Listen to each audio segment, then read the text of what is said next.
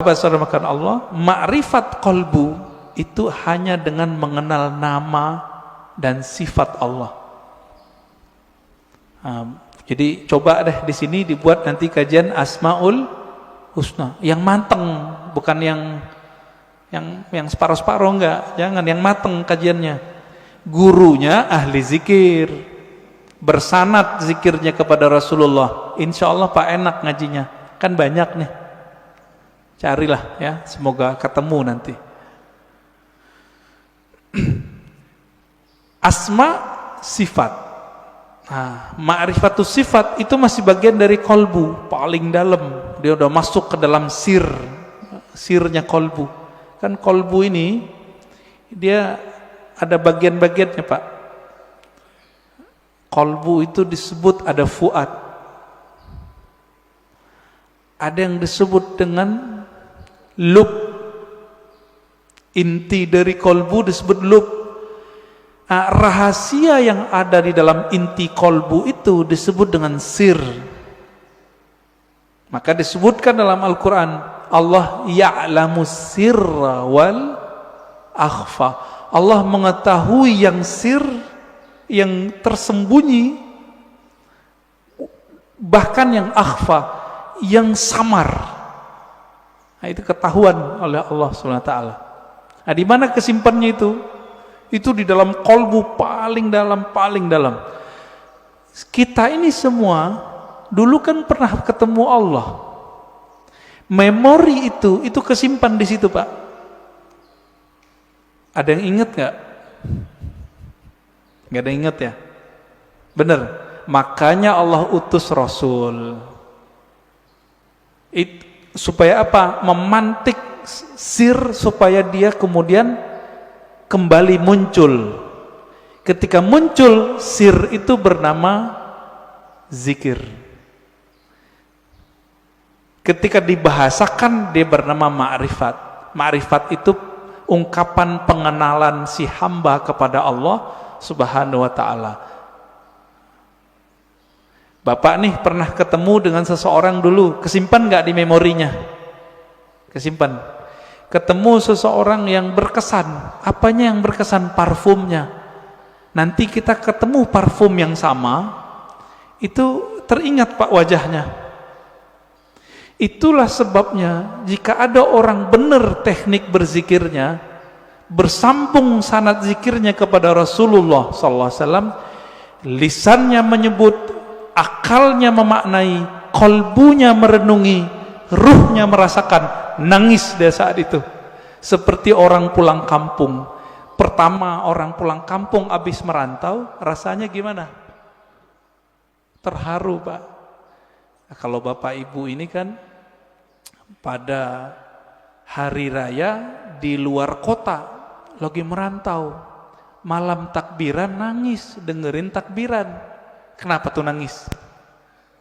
Ingat kampung, kirain ingat Allah. Takbiran ingat Allah, nangis. Wah, itu arif billah namanya, kenal Allah dia. Takbiran nangis, ingat siapa? Kampung. Kita lupa, kita punya kampung lain, namanya kampung arwah. Lupa apa ya? Kampung arwah. Ngapain si arwah di kampung itu? Dia menatap Allah Subhanahu wa ta'ala. Dia menatap Allah, Pak. Supaya dia bisa menatap Allah lebih dekat, apa yang dia lakukan? Dia mendekat kepada nur sumbernya. Itu yang disebut nur Muhammad. Jadi dulu itulah yang dikatakan oleh Nabi, kuntu nabiyan, aku sudah jadi nabi, Adam belum dicipta, udah jadi nabi di alam ruh. Makanya roh-roh itu mendekat semua kepada Rasulullah supaya bisa tetap dekat memandang Allah Subhanahu wa ta'ala. Itu Pak maknanya. Itu kalau kita punya ruh yang bercahaya, pasti rindu ingin mengenal ilmu ini, pengen mengenal ilmu ini. Itu yang bikin orang nangis, nangisnya permanen Pak. tangisan itu yang bisa memadamkan api neraka. Kalau tangis yang malam takbiran tadi enggak. Itu mah tangis pulang kampung. Mau pulang gak ada duit. Atau kayak tahun-tahun ini kan mau pulang kena Covid. Dompetnya Pak kena Covid. Gak bisa pulang, nangis. Itu nangis apa? Teringat kampung fisik. Jadi jika orang bisa nangis karena ingat kampung fisik, kampung badan ini, teringat orang tua zahir, apalagi jika dia teringat dengan orang tua rohaninya. Sering dengar nggak istilah Nur Muhammad? Ya, masih ingat disebut apa? Nur Muhammad itu Abul Arwah, bapaknya sekalian roh. Maka ketika ruh itu rindu ke siapa? Dia rindu sama ayahnya. Itulah kenapa kalau solawat jadi wajib dalam solat. Allahumma salli ala Sayyidina Muhammad. Ini orang malah debat, nggak boleh pakai Sayyidina, boleh pakai Sayyidina. Itu mah debat biasa itu. Kolbunya, ruhnya rindu nggak kepada Rasulullah? Nah, kalau sudah sampai ke sana, dia sudah sampai ke ma'rifatur ruh. Mengenal ruh dari mana dia berasal. Dulu dia bersama siapa. Nah, ini kabar gembiranya Pak. Ruh kita ini, dulu ngapain di sono, sekarang diulang aktivitasnya. Kalau dulu Bapak di sono suka mendatangi Nabi, suka mendatangi orang yang dekat dengan nur Nabi itu, maka sekarang Bapak pasti suka dengerin pewaris-pewaris Nabi. Pasti cinta sama zuriat Nabi. Nah, orang-orang yang dulu mencintai Rasulullah di sana, di alam ruh itu, dia cinta kepada nur Nabi. Maka Allah kasihlah dia fisik di dunia bernama Habib. Atau ulama, dua aja. Habib atau ulama. Jadi kenapa Habib terlahir sebagai Habib, Kiai sebagai Kiai, Gus sebagai Gus, Ajengan sebagai Ajengan? Karena dulu nurnya mengagumi nurnya Nabi sallallahu alaihi wasallam. Itulah makna hadis al-arwah junudun mujannadah. Hadis sahih Muslim. Ini syarahnya jarang orang menjelaskan ini. Roh itu dia berbaris-baris seperti tentara. Nah, dulu nih Bapak kalau dibukakan pintu kolbunya, itu bisa lihat Pak. Dulu kita seperti ini di sono, ngumpul Pak seperti ini. Bapak kenapa sebut masjid ini Masjid Nabawi? Karena merindukan Nabi Sallallahu Alaihi Wasallam. Semoga para pewakaf, pendiri, pengurus diberkahi oleh Allah, diberi rindu kepada Rasulullah. Bahkan sebelum wafat Allah kasih mimpi ketemu Rasulullah Sallallahu Alaihi Wasallam. Amin. Pasti bisa Pak. Rasulullah kan nggak mati beliau, cuma pindah alam. Kalau kita bisa mati sebelum mati, bukan bunuh diri loh Pak ya. Mati sebelum mati itu apa? Mampu memilah ini alam jasad, ini alam pikiran, ini alam kolbu, ini alam ruh. Mampu dia berzikir, bertahan, bisa dia ketemu Rasulullah Sallallahu Alaihi Wasallam. Bisa Pak. Dulu Sayyid Muhammad Alawi Al-Maliki kalau mau ngapa-ngapain itu nanya sama muridnya, masih hidup, saya nggak usah sebut namanya, kalau disebut ntar jadi orang mengkultuskan beliau nanti. Orang kita Pak, Jawa Tengah kalau nggak salah ya, Kiai Fulan, bertanya ke beliau, bocah ya waladi, kira-kira begitu ya, anakku, coba tanya ke Nabi, saya mau melakukan ini, beliau restu nggak? Itu yang minta siapa? Sayyid Muhammad, keturunan Rasulullah Sallallahu Alaihi Wasallam, hafal banyak hadis. Muridnya pakar mimpi ketemu Rasulullah. Karena sholawat gak berhenti-berhenti beliau. Sholawat aja terus.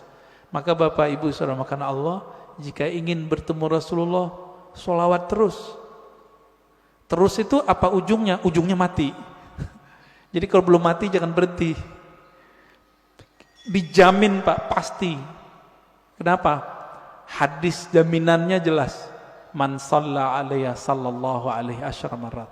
Yang salawat kepadaku, Allah salawat kepadanya 10 kali. Saya mau tanya nih, ini 10 kali menurut kita atau menurut Allah? Coba lihat bahasa Arabnya. Sallallahu alaihi.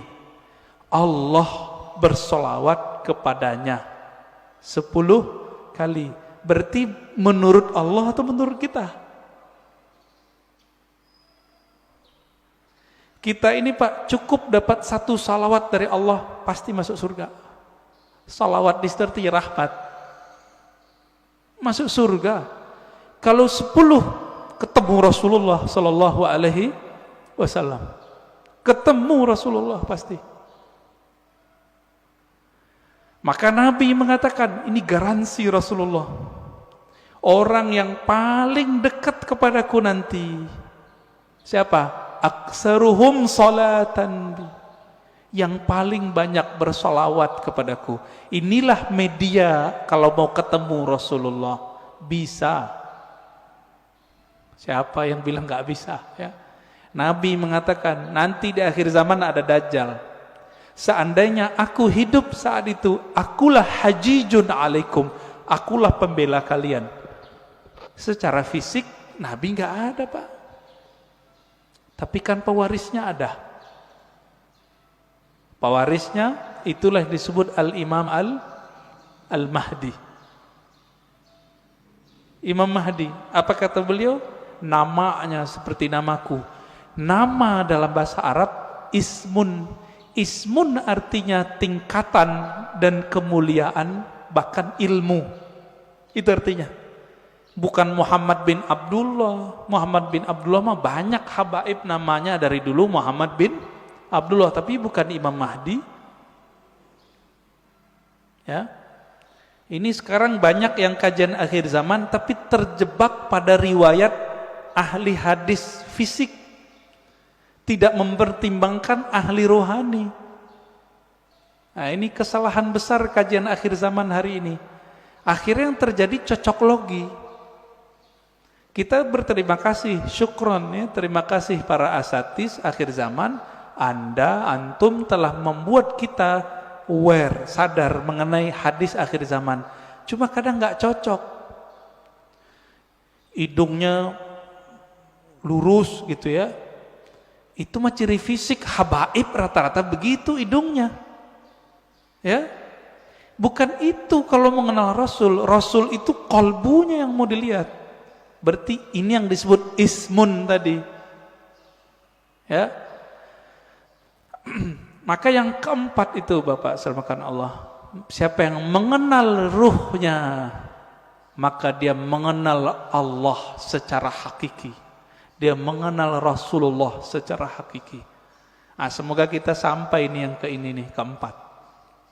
Mengenal ruh, walaupun sedikit menurut Allah itu kan banyak bagi kita. Setetes saja Allah beri, itu udah lautan bagi kita, ya. Nah, caranya banyak-banyak aja Pak, sholawat. Bapak ini kan mohon maaf ya, pemalas ngajari guru, maunya didatangin guru mulu, ya enggak? Carilah guru yang bisa mengajarkan zikir ma'rifatullah. Nanti diajarin Pak cara berselancar kepada Allah. Tapi kalau masih males, udah sholawat aja dulu. Nah, nanti sholawat ini nurnya akan membimbing kita, insya Allah ya. Jadi lebih kurang makna ringkas dari man arafa nafsahu faqad arafa rabbahu, 4 level ini ya. Tinggal dilihat kita bagian yang mana ya. Semoga kajian ini bermanfaat. Silakan kalau ada tanya jawab ya.